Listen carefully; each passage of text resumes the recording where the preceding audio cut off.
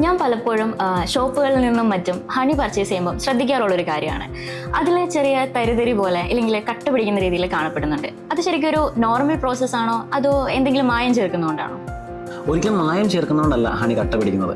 ശരിക്കും കട്ട പിടിക്കുക എന്ന് പറഞ്ഞാൽ ഹണിയുടെ ഉള്ളിലെ ഒരു നോർമൽ പ്രോസസ്സ് തന്നെയാണ്. തേൻ എന്ന് പറയുന്നത് ഗ്ലൂക്കോസിനെയും ഫ്രക്ടോസിനെയും ഒരു കോമ്പിനേഷനാണ് ഇത് കമ്പോണൻസ്. ഈ ഗ്ലൂക്കോസ് എന്ന് പറഞ്ഞാൽ കുറച്ചുകൂടി അതിവേഗം കട്ട പിടിക്കാൻ സാധ്യതയുള്ളൊരു കമ്പോണൻ്റാണ്. അത് നമ്മുടെ ഫ്ലവർ നെക്ടറിൽ നിന്നൊക്കെയാണ് ഈ നാച്ചുറൽ ആയിട്ടുള്ള ഹണി തേനീച്ചകൾ ഹാർവെസ്റ്റ് ചെയ്യുന്നത്.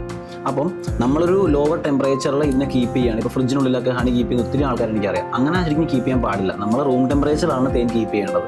അങ്ങനെയാണെന്നുള്ള കട്ട പിടിക്കാനുള്ള സാധ്യത വളരെയധികം കുറവാണ്. ശരിക്കും ഒത്തിരി അധികം കാർഷികമായിട്ട് ഈ ഒരു മേഖലയെ കാണുന്ന തേനീച്ച കർഷകരൊക്കെ ഉണ്ടല്ലോ, അവർക്ക് ഒത്തിരി ബുദ്ധിമുട്ടുന്ന ഒരു ചോദ്യമാണ് ഈ തേൻ കട്ട പിടിക്കുന്നുണ്ടല്ലോ, നിങ്ങളുടെ തേൻ അപ്പോൾ ജെന്യൂൻ ആയിട്ടുള്ളതല്ലേ, വ്യാജമാണോ എന്നൊക്കെ ഉള്ളത്.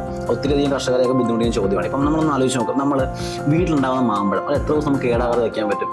ഒരു 3-4 ദിവസം നമ്മൾ കീപ്പ് ചെയ്ത് തന്നെ ചീത്തയായി പോകുന്നത് കാണാൻ പറ്റും. പക്ഷേ അതേസമയം നമ്മൾ അന്യ സംസ്ഥാനങ്ങളിൽ നിന്നൊക്കെ നമുക്കറിയാം വിഷപദാർത്ഥങ്ങൾ അടിച്ചിട്ടുണ്ട്, അറിയാം.